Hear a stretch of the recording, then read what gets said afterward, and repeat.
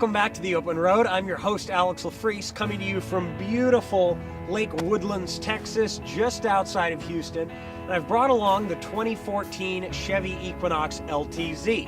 Now, Texas is the land of America, and the Equinox is an American SUV, so how will it stand up against the rest of the world? Let's hit The Open Road.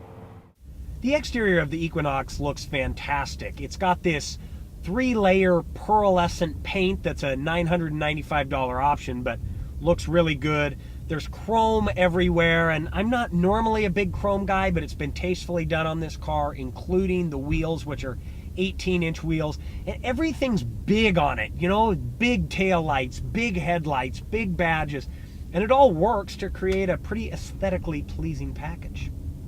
Things stay pretty positive on the interior as well. Let's start with the instrument cluster. TAC on the left, speedo on the right, fuel and temp up above, and in the middle you've got that crappy black / bluish green screen. It's got all the information you want, but it just looks like something out of a 90s Cadillac. Looks really outdated and sort of detracts from the rest of the fairly modern looking interior. Moving on to the center stack, Chevy uses the MyLink system, which works well, easy to pair your phone. Our LTZ trim level has navigation, Sirius satellite radio, a premium sound system from Pioneer, which sounds really good and is really loud. There is some hard plastic on the dash that I'm not crazy about, and the little screen cover looks kind of chintzy, but the seats are really comfortable. There's plenty of room up here, plenty of headroom, and visibility is good. So overall, it's a pretty good package. Our tester gets nudged along by a 2.4 liter dual overhead cam 4-cylinder, putting out 182 horsepower. This is mated to a 6-speed automatic transmission, and the whole package is good for 22 mpg on the city and 32 on the highway for a combined 26 mpg. Now, this car is available with a V6, but honestly, you don't need it. It's going to be more money, the fuel numbers aren't going to be there, and this 4-banger has plenty of power.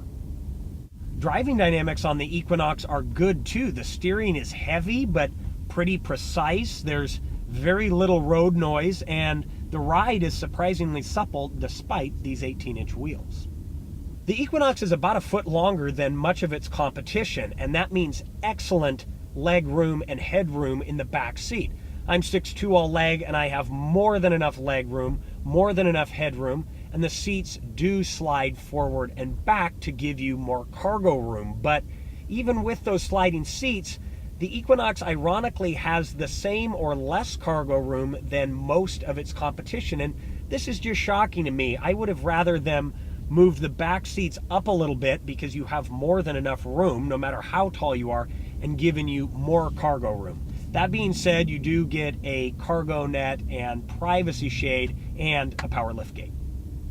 Our tester with the LTZ trim level, pearlescent paint, and floor mats comes in at $34,295. Now, that is a few grand more than most of the competition, but you are getting a bigger car than most of the competition. So would I buy an Equinox? Ultimately, yeah, I would. I think it's a really solid option. It doesn't stand out in any one category besides its overall size, but it does everything pretty well, and I always love to buy domestic. So make sure to give it a look. For The Open Road, I'm your host, Alex LaFreese. Thanks so much for watching.